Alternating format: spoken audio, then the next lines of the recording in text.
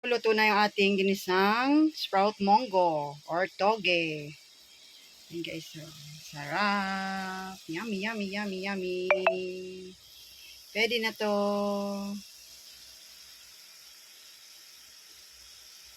At ang ating nilaga guys, ayan na. Titinan ko kung malambot na siya para hindi mahirapan sa paglunok yung asawa ko. Kasi nung naoperahan, medyo nahirapan siyang lumunok. So, kailangan lahat ng kinakain niya ay malambot. Kasi sa balikat nga po yung naopera sa kanya, naputol yung kanyang parang hanger. Nadurog po. Nadurog po yun.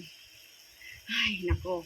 Ang hirap ng ano ko guys. Kasi nung nakita ko siyang nasa hospital, ay naiiyak, umiiyak ako pero nilalabanan ko lang yung loob ko. Kasi takot ako sa dugo. Yan, pero nilabanan ko guys. Pakita ko sa inyo guys yung picture niya mamaya nung nangyari yung aksidente. Kaya ngayon guys, hindi ako masyado makapagbalik-balik kasi ilang araw kami sa hospital nung naoperahan. Nakauwi pa lang namin nung 12 ng hapon na. Hapon na. Lagay ko na yung guys gulay.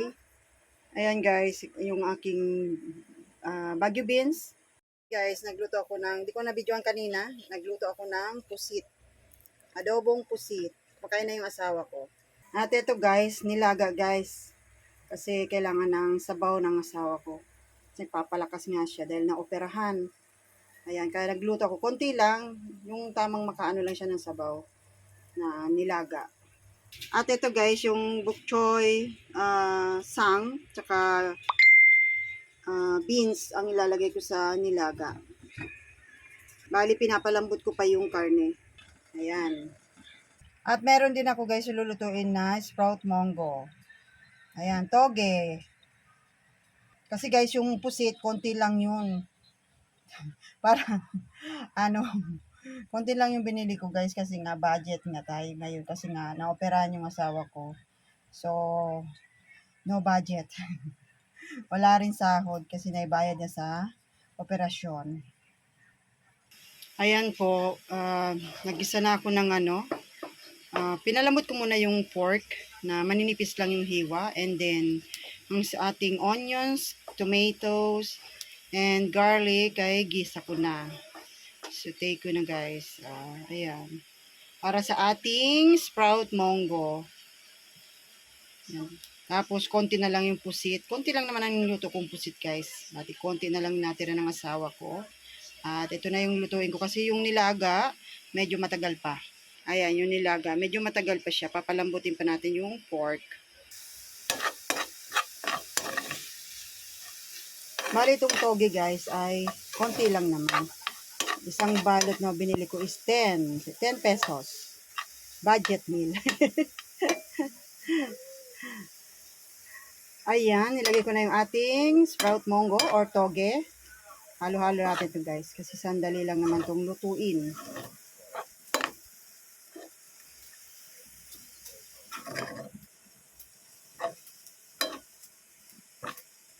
Napakadali lang lutuin ito guys. Budget meal. Ayan guys, kahit may dinadala kami mabigat guys na problema. Siyempre, kaya hindi natin maiwasan na malungkot, pero kailangan natin pagpatuloy ang buhay. Smile, maging masaya, kaysa pag malungkot, baka lalong lapitin tayo ng kalungkutan at mga problema.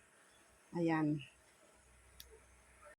Ating simple na nilaga na pork. Nilagyan ko ng Baguio beans, bok choy, and sang. Ayan. Ayan na. Tapos na. Di ko na nabidyohan guys kasi nga nag-aaral yung mga anak ko. Kailangan nitong cellphone. Ginagamit nila yung cellphone kasi andito yung sa GC namin. So, andito yung mga kanilang ginagawa. So, tapos kailangan din picturean sila. That's why hindi ko nabidyohan kanina. Okay, thank you po sa lahat ng sumusuporta at sa lahat po ng laging nandyan para sa aking channel. At Ayan guys, tapos na po ako magluto. Kakain na po kami. Tara po, kain po tayo. At ito na po yung ating niluto. Kain tayo guys, kakain na po ako. Ayan, pusit, may toge, at yan, may rice. Yung nilaga, mga anak ko kain. Sawa ko, mamaya na guys. Kain po tayo guys. Sis Yolanda Loyola, ayan, kanyang bahay guys. Sa mga gustong magdikit kay Sis Yolanda, ayan. Ayan siya, oh, ang kanyang bahay. At dumalaw ko ngayong morning sa kanya. Ayan, habang nagluluto, nanonood sa kanyang mga video. Ayan. Ayan, shout out sis Yolanda Loyola. Ayan kanya.